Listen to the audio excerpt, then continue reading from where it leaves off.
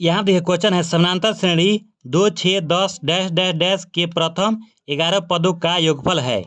मतलब मेरे भाई 11 पदों का योगफल निकालना है। ठीक है, एपी के प्रथम n पदों का योगफल के फॉर्मूला क्या होता है? एस एन बराबर n by 2 into 2a plus n minus 1 into D. ठीक है, देखिए तो सबसे पहले हमको ए का मान चाहिए, एन का मान चाहिए और डी का मान चाहिए, तो यहाँ से निकाल लेंगे। तो एपी के प्रथम पद को क्या कहते हैं? ए कहते हैं, यानी ए बराबर क्या होगा? ए बराबर आपका 2 हुआ। ठीक है, फिर यहाँ पर डी बराबर लिखेंगे, दूसरे पद में से पहले पद को घटाते हैं तो डी का मान निकलता है। 6 में से 2 घटाएंगे कितना आएगा?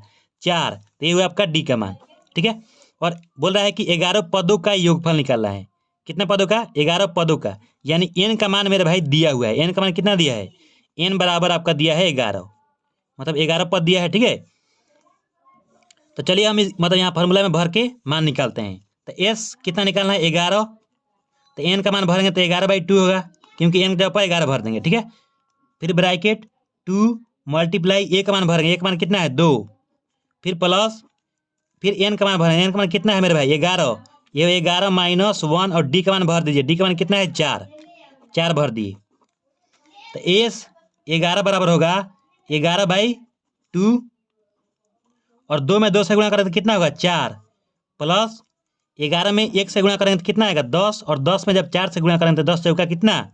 40, और 40 और 4 को जोड़ लीजिए, 40 4 कितना होता है? 44 होता है। तो एस 11 बराबर होगा 11 बाई 2, और देखिए ब्रैकेट हटाएंगे, मल्टीप्लाई चिन्ह लगाएंगे, 40 और 4 कितना हुआ? 44, और 44 में जब 2 से भाग कर देंगे तो कितना आएगा? 22। तो यहाँ हुआ एस 11 बराबर 11 मल्टीप्लाई 22, और 22 में जब 11 से गुणा करेंगे तो कितना आएगा? एस 11 बराबर आपका आएगा, मतलब 22 नहा के 220, और 220 में फिर 22 जोड़ दीजिए तो कितना होगा? 242। यही हुआ आपका आंसर। धन्यवाद। अगर आप मेरे चैनल पर नए हैं तो मेरे चैनल सब्सक्राइब कर लीजिए, बेल आइकन को दबा लीजिए।